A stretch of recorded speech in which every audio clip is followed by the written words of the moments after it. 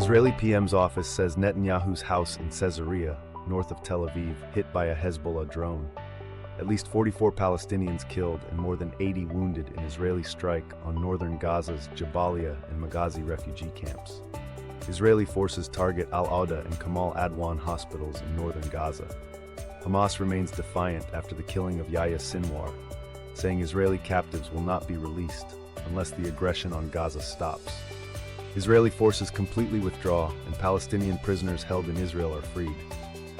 In Gaza, at least 42,500 people have been killed and 99,546 wounded in Israeli attacks since October 7, 2023. At least 1,139 people were killed in Hamas's attacks on Israel on October 7, 2023, and more than 200 were taken captive. German Chancellor Scholz is due to meet Turkey's President Erdogan to discuss the escalating Middle East crisis, among other issues. Scholz arrived in Istanbul on Friday night after a meeting with President Biden and the leaders of France and Britain in Berlin. A fierce critic of Israel's war on Gaza, Erdogan has often criticized the West for supporting Israel, which he brands a terror state. Berlin is a strong supporter of Israel and has called for its right to self-defense. Iran's FM says anyone who knows how and when Israel will attack Iran is accountable. Iran's foreign minister made the remarks responding to comments by President Biden, who said on Friday that he had an understanding of how and when Israel was going to retaliate against missile attacks by Iran. Anybody with knowledge or understanding of how and when Israel was going to attack Iran and/or providing the means and backing for such folly should logically be held accountable for any possible causality, Araghchi said on X. Immigration Minister Mark Miller said Friday that an attempt by Liberal caucus members to get Prime Minister Justin Trudeau to step down is the most passive-aggressive display he has ever seen. Miller told host Marcy Marcusa on Canadian National News Information Radio that any MP who signed a letter calling for Trudeau to be replaced as leader owes it to the Prime Minister to tell him personally. If they're fearful, that's a reflection on them and their own leadership in their communities, he said.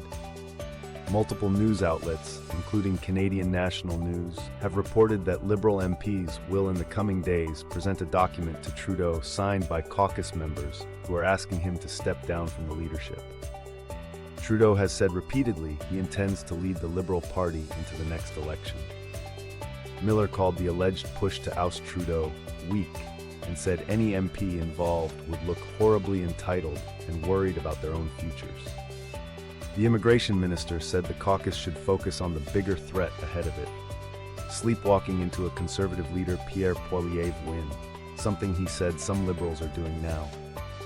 Trudeau got the Liberal MPs where they are today for the most part, and they owe it to him to say things to his face, Miller said, adding that Trudeau fundamentally cares about this country and he's going to fight for every inch of it. Sources say that nearly 30 MPs have signed a document calling for a change in leadership. CBC News first reported on that document last week. A separate letter, which some Liberal MPs may present to Trudeau before the Wednesday caucus meeting, was being finalized over the days leading up to the weekend.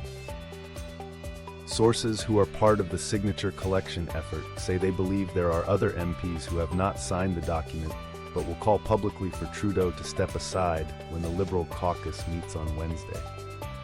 Vandal, Freeland, Joly expressed loyalty to PM. On Friday, cabinet ministers continued to voice their support for Trudeau, including Deputy Prime Minister Chrystia Freeland and MP Dan Vandal, who announced on Thursday that he will not be seeking re-election.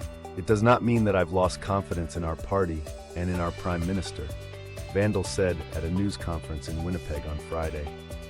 I'm very confident that the polls are going to tighten up as time goes on, and I think it would be foolish to vote against the Liberal Party. At the same news conference, Freeland said Trudeau has her full support as leader of the government and the Liberal Party.